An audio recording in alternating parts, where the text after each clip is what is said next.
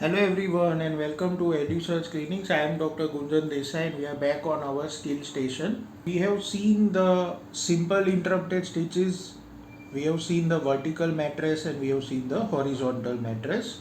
Another important type of stitch that is routinely used these days is subcuticular.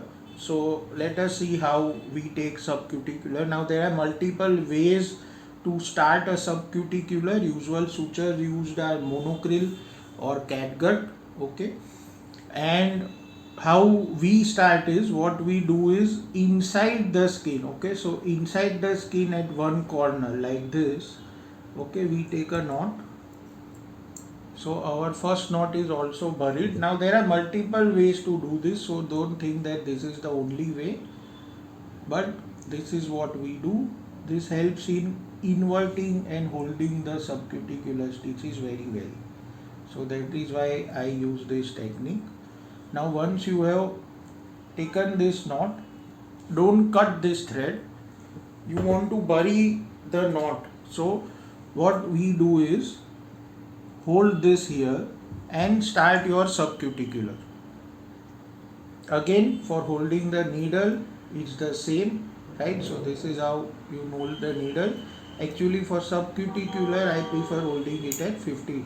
Okay, now for subcuticular particularly this grip works much better. So only one finger. Okay, someone needs to follow this thread and you have to keep rotating your needle at the same distance. Okay, so you have to start at one corner. So I am starting at this corner and you have to come out at the same depth. Okay, see, you have to come out in the same depth. So this is how your bite starts.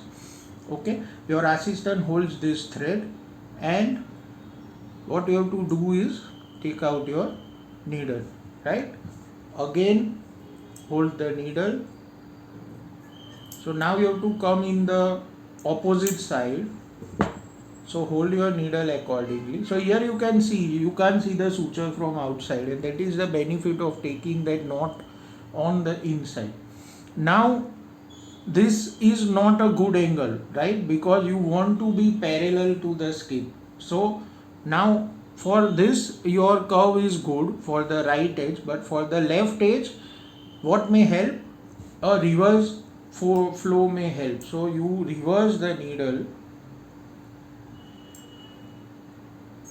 okay, and hold your needle holder freely and go parallel to the skin. So you are going parallel to the skin here and take a flow parallel to the skin, right? Something like this.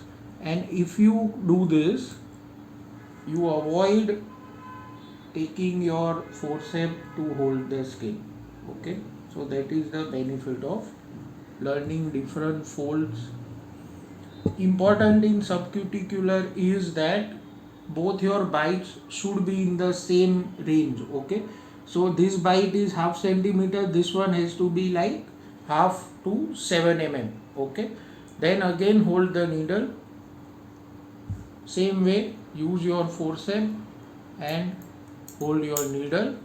Someone needs to follow the thread, it's difficult to do when you are alone. Then again what you have to do is take it close to the previous bite, parallel to the skin, okay, and come out close to the skin, something like this. Okay, and you can see that the things are closing.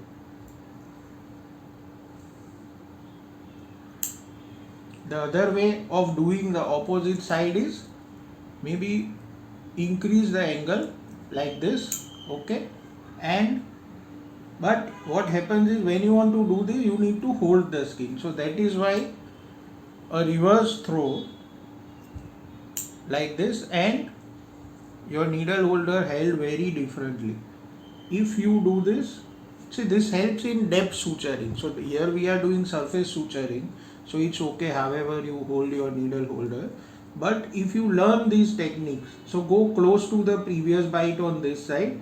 If you don't go close here, you will have issues with gap in your subcuticular. See, without any effort, this throw is parallel to the skin, right? And that is how the various techniques of holding needle holder help. So that is how subcuticular progresses. Again, go close to the previous bite and take a bite close to the surface of the skin. Of course, this is a practice board which does not have actual place for doing subcuticular, but you can practice it like this, right?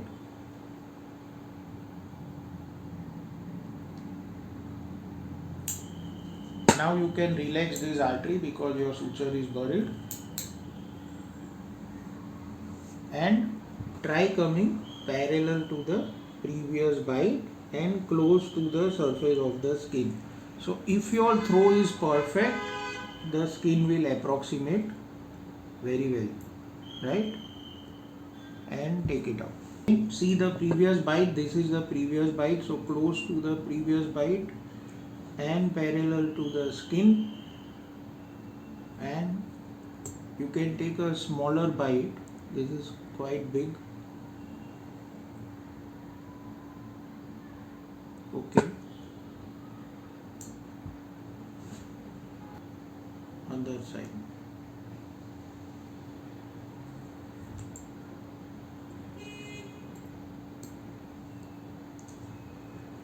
You have to appreciate the throws that you have to take. See, this subcuticular will fall only if you take these throws parallel to the skin surface like this. If you don't take it parallel to the skin surface, it will not look good. One more. Always avoid knotting in subcuticular, that's a very big problem. If the thread knots, you have to nearly take the entire suture again. This is the last bite. You have to come at the apex, right? So that is your last bite on the other side, and come out at the apex like this.